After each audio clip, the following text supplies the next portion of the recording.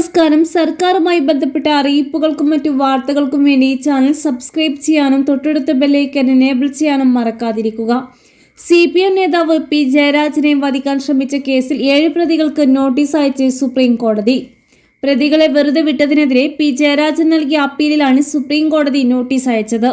ഹൈക്കോടതി വെറുതെ വിട്ട പ്രതികൾക്ക് വാറന്റ് അയക്കണമെന്ന് സംസ്ഥാന സർക്കാരിന്റെ അഭിഭാഷകൻ സുപ്രീം കോടതിയിൽ ആവശ്യപ്പെട്ടു.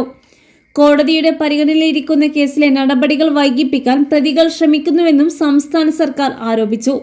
മാർച്ച് 3 കേസിൽ വിശദമായ വാദം കേൾക്കാൻ ജസ്റ്റിസുമാരായ സുധാൻശു ധൂലിയ, വിനോദ് ചന്ദ്ര എന്നിവരടങ്ങിയ സുപ്രീം കോടതി ബെഞ്ച് തീരുമാനിച്ചു.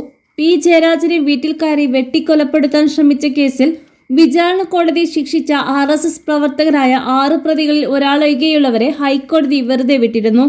കേസിലെ 2ാം പ്രതിയായ ചിരുകുണ്ടെടുത്ത് പ്രസാദിന്റെ ശിക്ഷ വെട്ടിക്കുറയ്ക്കുകയും ചെയ്തു. ഇതിനെതിരെയാണ് സംസ്ഥാന സർക്കാരും പി ജയരാജനും സുപ്രീം കോടതിയെ സമീപിച്ചത്. നേരത്തെ സർക്കാരിന്റെ അപ്പീല് സുപ്രീം കോടതി എതിർകക്ഷികൾക്ക് നോട്ടീസ് അയച്ചിരുന്നു. അപ്പീൽ നിലനിൽക്കുന്നതിനാൽ ക്രിമിനൽ നടപടിച്ചട്ടത്തിലെ 390 വകുപ്പ് പ്രകാരം പ്രതികൾക്ക് വാറന്റ് അയക്കണമെന്നായിരുന്നു വെള്ളിയാഴ്ച സംസ്ഥാന സർക്കാരിന് വേണ്ടി ഹാജരായ സീനിയർ അഭിഭാഷകൻ നാഗമുത്തു സ്റ്റാൻഡിംഗ് കൗൺസിൽ CK ശശിയും ആവശ്യപ്പെട്ടത്. അപ്പീലിൽ ലഭിച്ച നോട്ടീസിന് ഇതുവരെ പ്രതികൾ മറുപടി നൽകിയിട്ടില്ലെന്നും ഇത് കേസിന്റെ നടപടികൾ വൈകിപ്പിക്കാനാണെന്നും സംസ്ഥാന സർക്കാരിന്റെ അഭിഭാഷകൻ സുപ്രീം കോടതിയിൽ പറഞ്ഞു.